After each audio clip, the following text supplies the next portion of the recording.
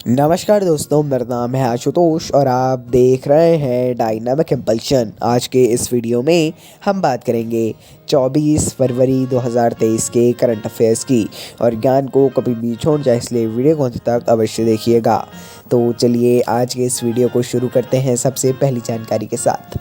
Abu Dhabi में हुआ I2U2 business forum का उद्घाटन। यहाँ 1-2U2 है, लेकिन I2U2 है, आप सभी लोग जानते हैं। India and Israel and Abu Dhabi से आप समझ सकते हैं कि ये अबू धाबी कहाँ पर है। और यू से नाम आता है और एक और यू से नाम आता है जो कि आपको बताना है। एक तो UAE है जो कि यहीं पे लिखा है, एक और यू से नाम है जो आपको बिना देखे बताना है। उद्घाटन I2U2 business forum Abu Dhabi संयुक्त अरब अमीरात में आयोजित किया गया। एक ग्रुप है ये भी। इसमें 4 देशों के व्यापारिक समुदायों के बीच सहयोगों के अवसर पर चर्चा हुई। आइए आगे बढ़ते हैं। 7 वर्षीय प्रिंस बने भूटान के पहले डिजिटल नागरिक। 7 वर्षीय प्रिंस महज बहुत ही कम उम्र है ना। लेकिन कहा जाता है कि किसी को भी उम्र से नहीं आंका जाना चाहिए। ये पहले डिजिटल नागरिक बने हैं भूटान के रॉयल हाइनेस द ग्लाइसी प्रिंस, इसका यही मतलब है, प्रिंस है ना, Jigme Namgyal Wangchuck Bhutan national digital identity mobile wallet के साथ जुड़कर देश के पहले नागरिक बन गए हैं। हालांकि ये प्रिंस है ना। तो सीधी सी बात है, इससे बाकी हम आगे कुछ नहीं बोलेंगे, लेकिन आप समझ गए होंगे। आइए आगे बढ़ते हैं और ये इम्पोर्टेंट जानकारी भी है। चलिए अगली जानकारी को देखते हैं। अगली जानकारी, कैंसर केयर के लिए ऑकलैंड यूनिवर्सिटी और टाटा मेमोरियल हॉस्पिटल ने MOU पर साइन किए हैं, अर्थात एक समझौता ज्ञापन पर हस्ताक्षर किए हैं, है ना। टाटा मेमोरियल हॉस्पिटल TMH जो कि मुंबई में स्थित है और ऑकलैंड विश्वविद्यालय, इन्होंने कैंसर देखभाल में दीर्घकालिक सहयोग के लिए एक समझौता ज्ञापन पर हस्ताक्षर किए हैं। अच्छी बात है और क्वेश्चन भी इम्पोर्टेंट है। इसके बारे में और थोड़ा सा पढ़िएगा तो अच्छा रहेगा, है ना।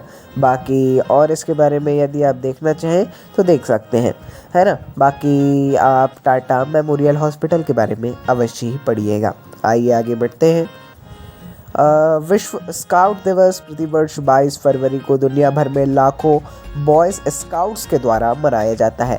अब ये एक विशेष जानकारी है, इसके लिए थोड़ा ज़्यादा समय लेंगे, ज़्यादा नहीं थोड़ा ज़्यादा।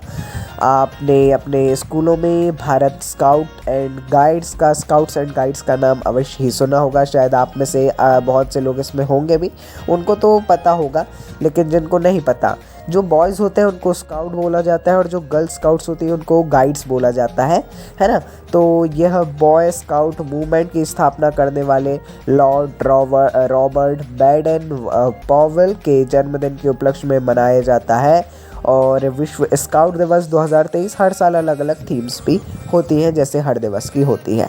नीचे और भी जानकारी आपको दिखाई जा रही होगी, उसको पढ़िएगा, अच्छा रहता है। और बाकी आप Bharat scout and guides, NCC, इन सारे संगठनों के बारे में अवश्य ही पढ़िएगा, क्योंकि ये सारे एक बेस होता है इन सब चीज़ों का और पढ़ना इम्पोर्टेंट होता है। आइए आगे बढ़ते हैं।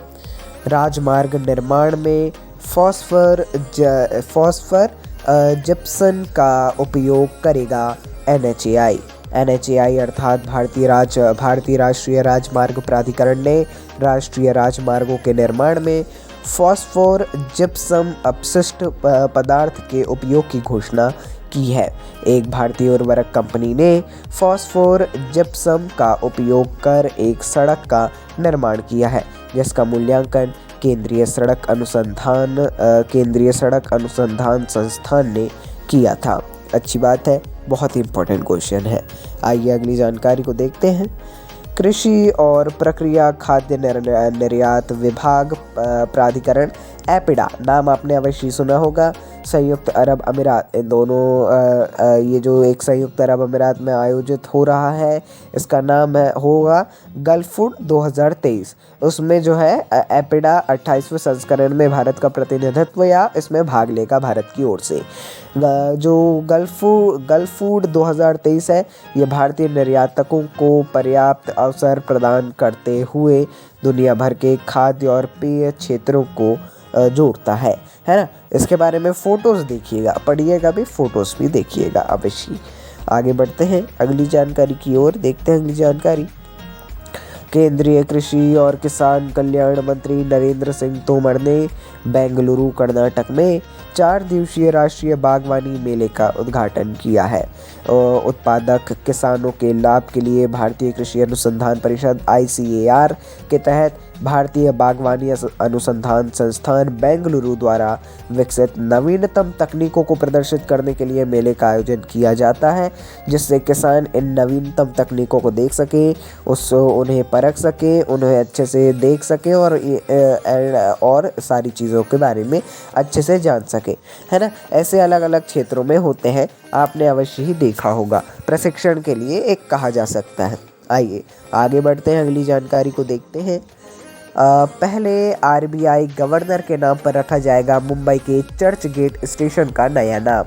एकनाथ शिंदे के नेतृत्व वाली शिवसेना पार्टी की देखिए यहाँ पर लिखा अवश्य है कि एकनाथ शिंदे के नेतृत्व वाली, हम इन सारी चीज़ों से दूर रहने का प्रयास कर रहे हैं, इसीलिए अभी इसके बारे में कुछ भी कमेंट नहीं करेंगे।